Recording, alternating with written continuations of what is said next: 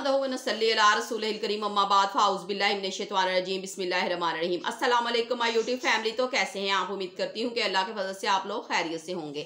तो जो आज का मेरा टॉपिक है वो रोज़ेदार के अजर के बारे में है। मेरी लास्ट वीडियो में मैंने रमज़ान शरीफ की फजीलत और अहमियत के बारे में बताया था। तो आज मैं आपको बताऊंगी कि रोज़ेदार जो है वो उसकी अल्लाह सुब्हानहू व तआला के नज़दीक किस कदर अहमियत है। रोज़ा जो है वो अरकान इस्लाम में चौथा रुकन है और अमाल के लिहाज से तीसरा है। तो आप सल्लल्लाहु अलैहि वसल्लम ने फरमाया है कि कसम है उस रब की जिसके कब्जे में मेरी जान है, अल्लाह पाक को रोज़ेदार के मुंह की बदबू कस्तूरी की खुशबू से भी ज़्यादा अजीज़ है, क्योंकि इसने जो खाना पीना छोड़ा है वो मेरे लिए छोड़ा है और नफसानी ख्वाहिशात को मेरे लिए छोड़ा है और इसकी निस्बत मेरी तरफ है, मतलब अल्लाह सुब्हानहू व तआला की तरफ है। अल्लाह ताला फरमाता है कि रोज़ा ख़ास मेरे लिए है और मैं ही इसका अजर दूंगा, क्योंकि बाकी हर इबादत में दिखावा या रियाकारी हो सकती है, मगर रोज़ा एक ऐसी इबादत है जिसको अल्लाह ही जानता है कि रोज़ेदार ने रोज़ा कैसे रखा है और क्यों रखा है।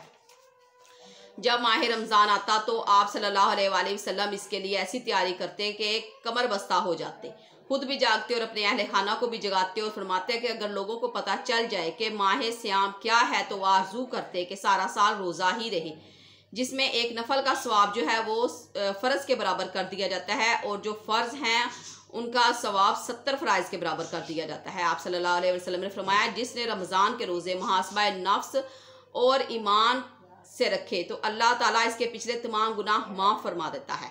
खुश नसीब हैं वो लोग जो इस माह मुबारक को ज़िक्र व अज़कार और इबादत और फ़िक्र में गुजारते हैं।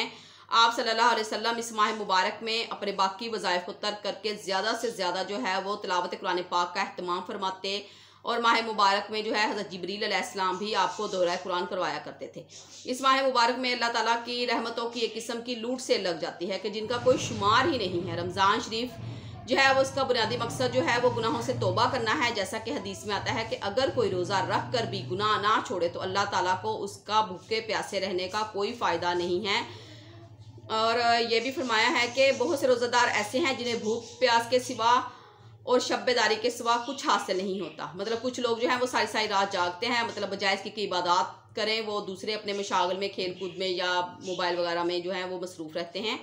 और रोज़ा जो है वो ढाल है, गुनाहों से ढाल है। जैसे कि कोई किसी पर हमला करता है तो उससे बचने के लिए एक ढाल इस्तेमाल की जाती है, तो रोज़ा जो है वो गुनाहों से बचने के लिए एक किस्म की ढाल है।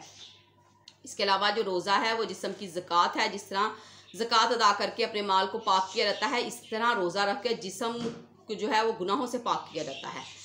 जन्नत के बारे में कहा जाता है कि जैसे कि जन्नत में कोई गर्द आलूद या कोई भी फरसूदगी किसी किस्म की नहीं होगी, मगर इसके बावजूद भी जब माह रमज़ान आता है तो इसके इस्तकबाल के लिए जो है वो जन्नत की ज़ेबो ज़ीनत का बहुत अहतमाम किया जाता है कि अल्लाह ताला का महीना आ रहा है, इसलिए हमें भी चाहिए कि जब ये माह मुबारक आए तो इसके इस्तकबाल के लिए अपने घरों की जो है वो तफसीली सफाई की जाए और अपने बच्चों में शऊर को उजागर किया जाए कि अल्लाह का मेहमान महीना आ रहा है और हमें इसके लिए किस किस्म की तैयारी करनी है। तो अपने घरों को साफ़ करें। जैसे हमारे घर में कोई आम मेहमान आता है तो हम उसके लिए बहुत ज़्यादा अहतमाम करते हैं, इस तरह इस मुबारक महीने के लिए भी अहतमाम करना चाहिए। और अपने बच्चों को चाहे उन्होंने रोज़े रखने हैं, अभी छोटे हैं जैसे भी हैं, रोज़े रखने हो चाहे ना रखने हो, लेकिन उन्हें सहरी और अफ्तारी में जगाएँ, सहरी में जगाएँ और अफ्तारी में भी अपने साथ बिठाएं, ताकि उन्हें इस मुबारक महीने की और रोज़े की फजीलत और अहमियत का पता चले कि ये किस कदर अहमियत का हामिल है। और अल्लाह ताला आपको और हमें इस माह मुबारक की जो है रहमतें और बरकतें ज़्यादा से ज़्यादा नसीब फरमाए। आमीन या रब्बल आलमीन।